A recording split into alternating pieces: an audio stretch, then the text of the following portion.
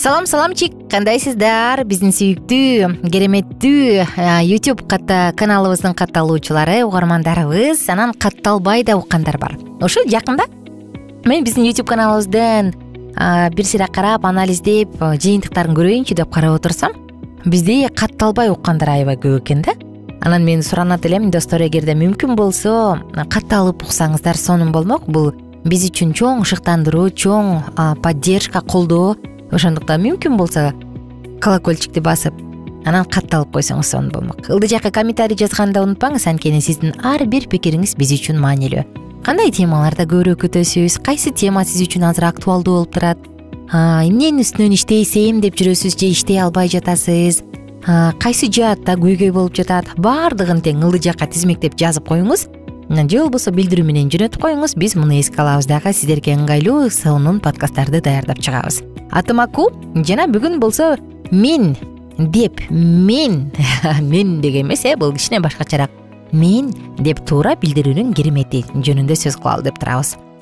Баарыбыз билгендей, психологияда, үй бүлөлүк психологдордун айтымында мен деген сообщение бар билдирүү, сен деген сообщение бар, анан биз деген бар, Бүгүн болсо ушул мен деп айткан жөнүндө сөз кылалы деп турабыз. Албетте, мен дегенде элечи, мен акча таап атам, мен силерди багып атам, мен иштеп атам, мен силердин икир-чикириңердин баарын артып атам, ыкыр-чыкырыңардын баарын артып атам, мен ушундай кылып атам эмес. Бүгүн мен деген сообщенияны же билдирүүнү башка тарабынан карайбыз. Анда эмесе алыстабаңыздар. Негизи мен деп айтасызбы, көп айтасызбы, ылдый жакка жазып коюңузчу, мага кызык болуп атат. Биздин досторубуз кандай көбүрөөк ойлонушат.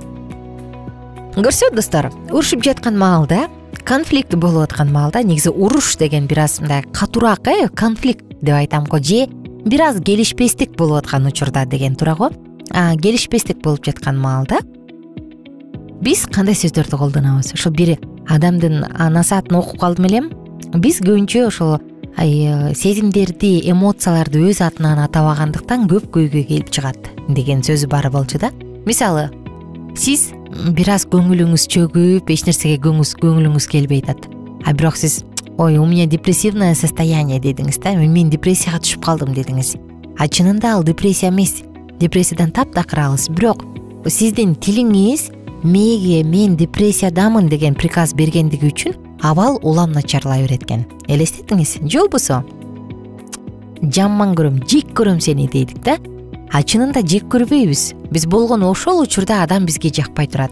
Биз аны жек көрөбүз дегендиктен мамиле да бузулат, мээге да туура эмес приказ барат. Туура эмес гормондор иштелип чыга баштайт. Ошондуктан ар бир эмоцияны, баардыгын өз аты менен атаган маанилүү деген. Эми болсо мен темадан бир аз алыстап кеттим. Бүгүн биз келишпестик учурунда кантип мен деген сообщенияны айтабыз, кантип мен деген билдирүүнү айтабыз, жана мунун кандай плюс жактары бар. Жогоруда айтылгандай эле, мен бул мен таптым, мен кылдым эмес, мындай экен да. Эгерде сиз жолдошуңуз менен урушуп кетсеңиз, же келишпестик болуп кетсе, анда алтыным, мен ойлогом сен ушундай кыласың го деп. Мен болсо ушундай кабыл алдым. Мага сенин айтканың жагымсыз болуп калды. Мага аябай катуу тийди, көңүлүм чөктү, жүрөгүм ооруду, ыйлагым келди. Же болбосо ваннага бардым дагы ыйлап алып келдим. Анткени мен сенден күткөн эмесмин. Мага бул катуу тийди. Десеңизчи, күйөөңүздү күнөөлөбөй эле коюңуз. Анын эркектер андай кылбастыгын, же болбосо сен эркек эмессиң, сен дагы кишисиңби деген сыяктуу ага бир нерсени далилдеп айтуунун кереги жок. Болгону өзүңүздүн абалыңызды айтыңыз. Мага катуу тийди. Мен болсо ойлогом, мындай кылабыз го деп. Ошон үчүн мен ушинтип пландаштыргам. Экөөбүздүн ортобузда ачык сүйлөшүү болбогондуктан ушул нерсе келип чыкты. Мага катуу тийди. Менин көңүлүм чөктү.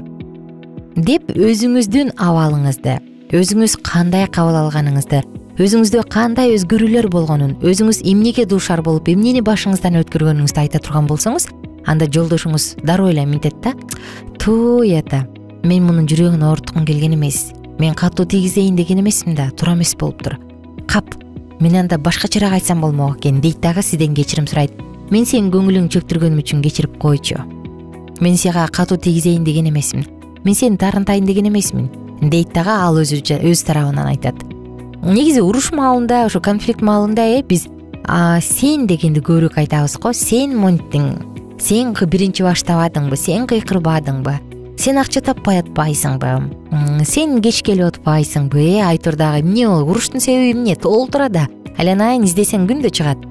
Биз ошенткендиктен улам экинчи адам жаныбыздагы, мейли ал күйөөбүз болобу же тескерисинче ал аялыңыз болобу, ким болбосун, ал баягы жырыла түшөт дагы, кыжырдана түшөт дагы, анан поза защиты, өзүн өзү колдоо позосуна турат дагы, анан баштайт жок эмнеге андай эмес, ал эле бул эле деп. Ошондуктан достор, келиңиздер бүгүн да бир ойлонуп көрөбүз. Биз урушуп жаткандабы же жөн гана талкуулап сүйлөшүп жаткандабы, күнүмдүк жашообузда кайсыны көбүрөөк колдонобуз?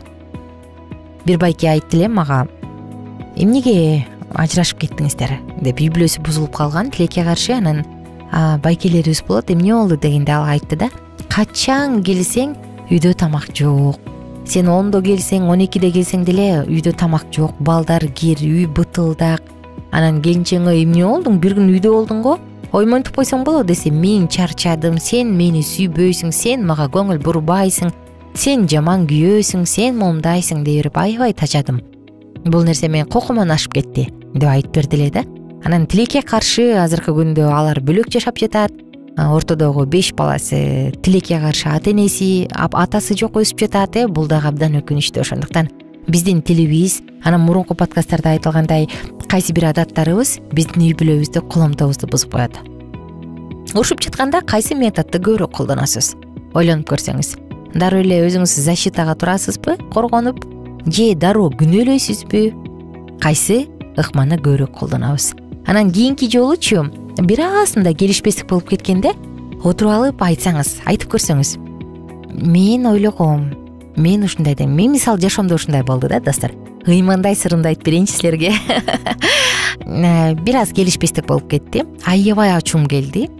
Анан мен сен күнөөлүүсүң деп атам ичимден, бирок жок. Мен азыр мындай кылбашым керек деп анан отуруп алып айттым. Мен сенден ушундай мамилени күткөм. Мен үчүн бул деген ушундай, ушуну түшүндүрөт. Балким мен туура эмес кабыл алып жатам. Бирок сенин мага ушундай айтканың, ушул мамилең аябай катуу тийди. Суранам. Туугандарың көзүнчө, эгерде менин көңүлүмдү ооруткуң келбесе, анда туугандарың көзүнчө эч качан үн көтөрбөчү. Суранам. Анткени бирөөнүн алдында үн көтөрүү мени сыйлабастык деп кабыл алам. Мен ушундай тарбиялангам. Эгерде мага бирөө кыйкырып жатса, ал мени сыйлабайт деп кабыл алам. Сенин үнүңдү көтөргөнүң мени сыйлабастыктай сезилди. Бирок мен билем, сен мени сыйлайсың, жакшы көрөсүң. Суранам, бул нерсени эске ала жүрчү дегендечи, жолдошум келип, бекем кучактап кечирип койчу. Мен туура эмес кылып алыптырмын. Ушунуга да көңүл бурбаптырмын. Мен муну мындай между делом эле айтып кеткем деп калды да. Анысы кандай, достор, эгерде биз өзүбүздүн сезимибизди, өзүбүздүн жүрөгүбүздүн абалын, психологиялык абалыбызды, эмоционалдык абалыбызды туура айта билген билсек, анда бул ийгилик. Ошондуктан келиңиздер көнүгүү жасайбыз. Кийинки жолу кайсы бир учур болобу, кайсы бир жагдай болобу, жагымсызбы, жагымдуу жагдай болобу, бул нерсени колдонуп көрөлү. Мен деп айталы. Мага жагымсыз болду. Актанып эмес, мен монткем, мен мондай кылгам, а сен болсо монтип эмес, күнөөлөп эмес, өзүбүздүн абалыбызды сүрөттөп берели. Анан сөзсүз түрдө мен ишенем, бул ыкма чоң өзгөрүүлөргө алып келет деп. Муну көргөн жолдошуңуз да ошол ыкманы пайдалана баштайт. Анан сиз анын жан дүйнөсүндө эмне болуп атканын билесиз. Бир жолу бирөө айтты эле, мен доңуз эмесмин, сен эмнени сезип атканыңды билбейм, баарын айт депчи. Анысы кандай? Биз доңуз эмеспиз, бизге да экинчи адамды туура эмес сезип калабыз, туура эмес ойлойбуз, өзүбүздү ойлойбуз, бирок ал адам башка адам. Үй бүлөлөрдө уруш чатак болбосун, дайыма келишпестик боло берет. Бул жашоо, анткени биз адам, тирүү жандарбыз. Биздин ар бирибиздин каалообуз, ар бирибиздин умтулуубуз, ар бирибиздин өзүбүздүн көз карашыбыз бар, ар бирибиздин өзүбүздүн артыкчылык, приоритеттерибиз бар. Ошонун баарын эске алуу менен ортодогу конфликттер бизди алыстатпасын, тескерисинче жакындатсын. Ылдый жакка дагы өзүңүздүн пикириңизди комментарий жазып коюңуз. Мен күтөм сиздерден. Баарыңыздарга көңүлдүү күн. +1 301 760 60 70 сандары кызматта. Ал жакка дагы пикириңизди жазганды унутпаңыз.